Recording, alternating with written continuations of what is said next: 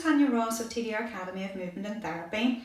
So I'm hoping you've just come from our video which we have produced on testing the ulnar nerve, an upper limb tension test. It's a self-test that you can do at home.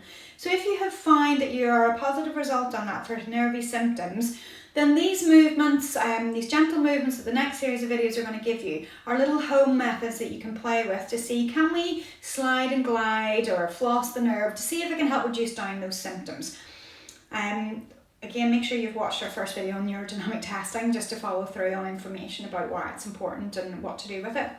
But also with this movement, just stick with the rule of thumb that you don't really want to feel anything. You can take it to the edge of like a tension, but you don't want to move into that because it may irritate the nerve if it's already proving as positive.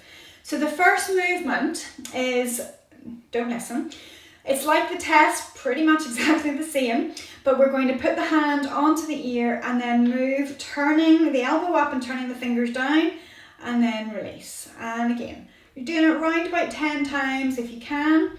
And with that movement, I'm hoping that you're just taking it to the edge as opposed to actually starting to get symptoms, and then you release. So you could take it up to about 10 of those, and then potentially up to 20 over the course of a week or so, making sure that you only progress if you're not getting any symptoms. So it's a simple movement based off the back of the test, but hopefully that has been enough information to give you the first exercise to play with. So leave us a like, leave us a comment, please subscribe, otherwise get watching our next video. See you soon.